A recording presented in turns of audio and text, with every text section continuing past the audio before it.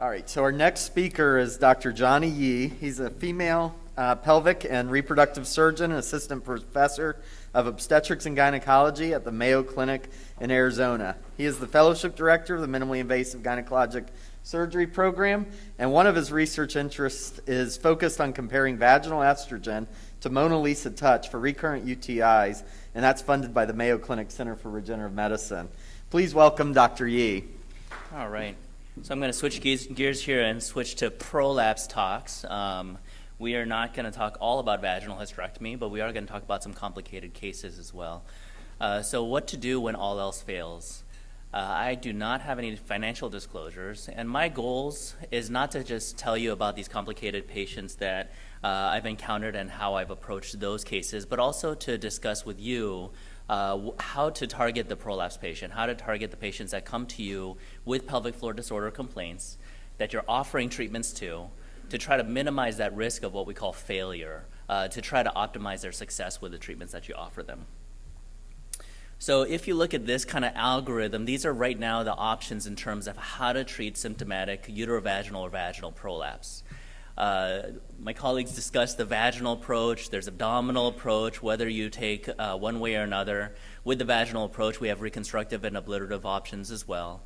And up to early last year, we had mesh-augmented vaginal approaches as well. But as you may have heard, the FDA recently ordered all transvaginal mesh to stop selling and distributing. So currently, there's no FDA-approved options for transvaginal mesh for prolapse. And that's kind of a controversial topic in and of itself that we could talk for hours on. With the native tissue approaches, you do have the uterosacral and sacrospinous ligament approaches. You see how I say plus or minus the AP repairs.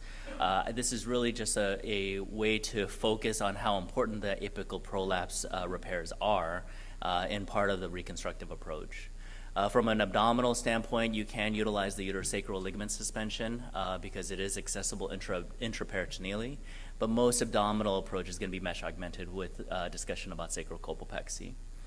So whether this is obviously a big algorithm, and you have to pick the right approach for each patient, and there's no right approach for every patient. I tell my patients, when you come into my office, not everyone leaves with the same treatment, same surgery.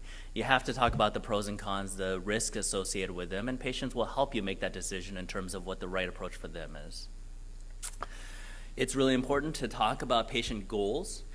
Because as we've shown in our own research in the urogynecology field, anatomic success can be poor. The famous study that Weber published showed that anterior repair cure